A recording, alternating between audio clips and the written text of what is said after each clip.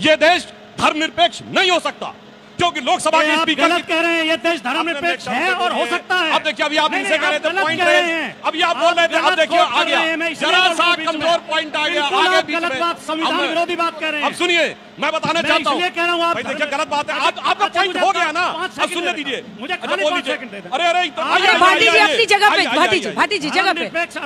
अरे कैमरा बताएंगे बच्चों को, कैमरा आप जहाँ भी रहेंगे लग जाए पीछे। धर्म से हटना नहीं है, सभी धर्मों को बराबर नजर से देखना है। अब सुनिए, अगर ये देश धर्मनिरपेक्ष नहीं है तो हिंदू धर्म है, हिंदू पंथ मजहब नहीं है।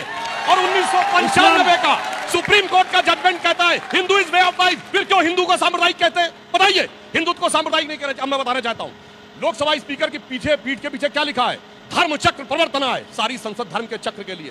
अशोक का चक्र जो हमारे संसद हमारे ध्वज के ऊपर है, वो सारनाथ का धर्म चक्र है। और सुप्रीम कोर्ट के एम्बलम पे लिखा है यतो धर्म ततो जया। ये धर्म प्राण देश है। इन्होंने सेक्युलरिज्म की आड़ में इसे धर्मनिरपेक्ष करने का प्रयास किया। अब मैं बताना चाहता हूं, संविधान में समाजवाद, सेक्युलरिज्म और हिंदू तीनों ही शब्द इसलिए नहीं रखे गए क्योंकि तीनों भारत की पहचान है। सिर्फ हिंदू ही समाजवादी है। कैसे? सिर्फ मंदिरों में आपको भंडारा मिलता है और लंगर मिलता है। बताइए दुनिया में कौन से दूसरे मजहब के केंद्र है जहां फ्री का खाना मिलता हो? यह है समाजवाद। सुनिए, हमारे यहां जब हम दुनिया की सबसे बड़ी इकोनॉमी थे, 35% जीडीपी था, तब हमारे लोग क्या दिखाते थे? विजय केवल लोहे की नहीं, धर्म की रही धरा पर धूम। भिक्षु हो कर रहे थे सम्राट, दया दिखलाते घर घर घूम। सम्राट त्याग करके आते थे, यह समाजवाद था। और सुनिए, सर्वपंथ संभाव क्या होता था? सिर्फ हिंदू धर्म में है, क्योंकि इसमें कर्मवर्जन जैसी कोई चीज नहीं है। जिसे एक पंक्ति में कहना चाहूंगा, होकर स्वतंत्र मैंने कब चाहा मैं कर लूं जग को गुलाम। मैंने तो सदा सिखाया है करना अपने मन को गुलाम। गोपाल नाम के नामों पर कब मैंने अत्याचार किया, कब दुनिया को हिंदू करने घर घर में नरसंहार किया। कोई बतलाए काबुल में जाकर कितनी मस्जिद तोड़ी। भूभाग नहीं शतशत मानव के हृदय जीतने का निश्चय। हिंदू तन मन हिंदू जीवन, रग रग हिंदू मेरा परिचय। आपने इसको कलंकित करने का प्रयास किया। इसलिए हिंदू, समाजवाद और सेकुलर, ये तीनों बाबा साहब अम्बेडकर समझते थे। और 400 पार हुआ। सुनिए, मनुस्मृति की बात करते हैं। 400 पार हुआ और शाहबानो केस में शरिया संविधान से ऊपर हो गई। 400 पार शरिया स्टेट बनाना चाहते थे। मैंने फिर चैलेंज से पूछा, बताओ भाई, एक सेक्युलर स्टेट बताओ जहां ट्रिपल तलाक, मेहरम, हलाला, हज सब्सिडी और शरिया सुप्रीम कोर्ट से ऊपर। अपनी बात वापस ले लूंगा। बताओ एक दुनिया में सेक्युलर देश में। बहुत लंबा हो गया। चलिए देखिए, एक बार वो बोले। फिर मैंने पहले ही कहा था, भारतीय जनता पार्टी आरएसएस के लोग जनता को गुमराह करने की कोशिश करते हैं। शब्द गलत बोला हो, चैलेंज से कहता हूं। सारे गलत बोले, एक शब्द गलत नहीं बोला है। आपके नेताओं के जाकर सर्च करिए, सारे गलत बोले। अब सुन तो ले, नहीं लिखते थे। अब सुन तो ले, मैं होते हैं मान्यवर, सुन तो ले। पहला तो यही शब्द बोला है, आप ये गुमराह करते हो कह के। धर्मनिरपेक्ष होने का मतलब धर्म से विरत होना नहीं है।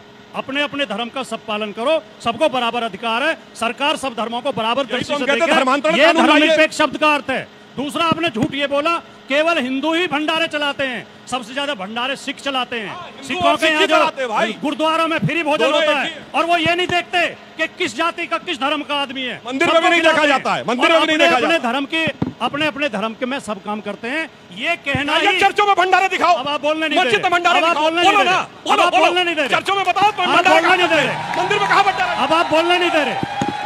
ये कहना ही मेरा धर्म ही बढ़िया है, बाकी सारे धर्म खराब है, ये कहना ही सांप्रदायिकता है। और सांप्रदायिकता इस देश की बहुत बड़ी बीमारी है। मैं आखिर में केवल 2 पंक्ति बोल के, उन्होंने भी कविता बोली थी कि कहीं मंदिर कहीं मस्जिद की हम तख्ती लगा बैठे।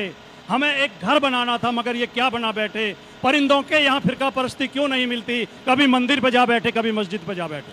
तो ये जो सांप्रदायिकता है, ये कोई बहुत बढ़िया चीज नहीं। सुनिए, इनके परिंदे जानते कैसे होते थे? वो उड़ते थे और एकदम हिंदू शहर में, हिंदू लोकेलिटी में, अयोध्या के बीच में जाके जगह बैठते थे, कहते थे ये मेरी मस्जिद। बाल काट रहे हैं लोगों के, आपके परिंदे बाल काट रहे हैं। उस पर भी तो नजर डाल लो।